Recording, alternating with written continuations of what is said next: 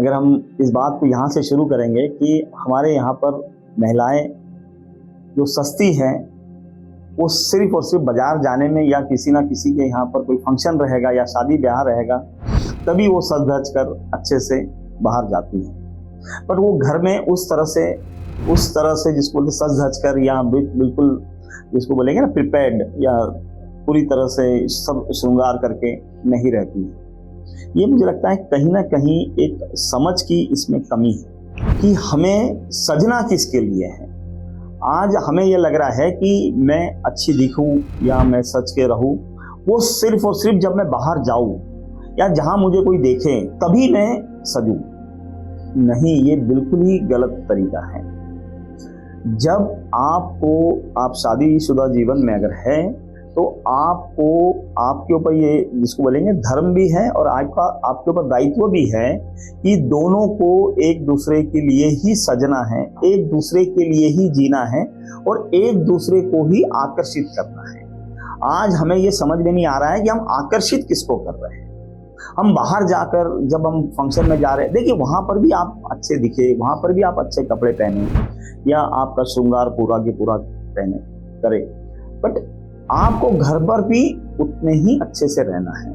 Even पति ने भी उतना ही फिट रहना है, उतना ही अच्छे से जितना हो सकता है जैसे वो रहते हैं।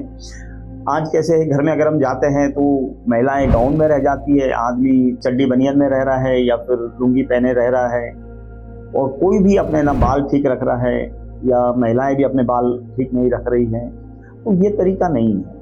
या वही किचन का दिन भर का जो कपड़े पहने हैं वही कपड़े के अंदर सो जा रहे हैं। नहीं, इस तरह से नहीं चलेगा। आपको एक दूसरे के आकर्षण का भी ध्यान रखना पड़ेगा और आकर्षण किन चीज़ों से आता है वो आपको पूरा की पूरा साज श्रृंगार, नीट एंड क्लीन, हाइजीन, नहा धोकर, आदमी के लिए भी जो है पति के लिए भी वो भी अच्छे से कपड़े अच्छे से सज संवर के और अपने आप को फिट रखे, दोनों भी अपने आप को फिट रखे।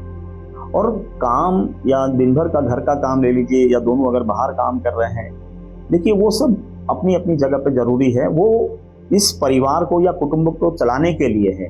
पर दोनों को एक दूसरे को जोड़ के रखने के लिए भी बहुत बड़ा दायित्व एक दूसरे पर है। उसके अंदर उनको अच्छे से नहा धोकर श्रृंगार करके एक दूसरे के सामने प्रेजेंट करना है, तभी आकर्षण बनेगा। जैसे हम बाहर जाके किसी सुंदर महिला को देखते हैं या किसी आदमी को देखते हैं तो तब जैसे आकर्षित होते हैं क्योंकि वो अच्छे से साज संवर कर रहता है, तो उस तरह से हमें घर में भी रहना पड़ेगा और एक दूसरे के प्रति आकर्षण बना रहे इसका भी जिम्मेदारी है और ये बहुत ही जरूरी है।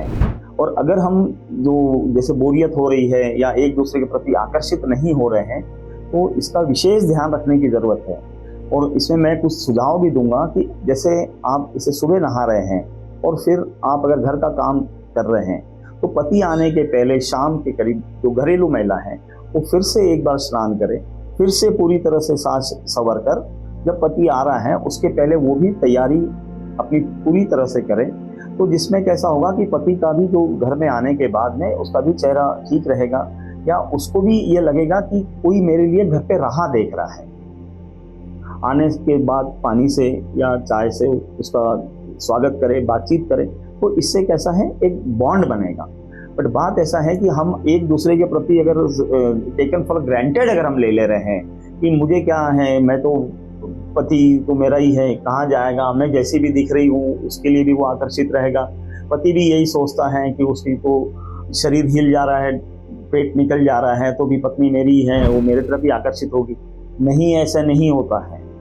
आप पर ये जिम्मेदारी है कि एक दूसरे का आकर्षण जैसे आप जवानी में एक दूसरे के साथ आए हैं उसी तरह से आप आखिर तक एक दूसरे के प्रति आकर्षण बना रहे, इसका भी ध्यान देना पड़ेगा।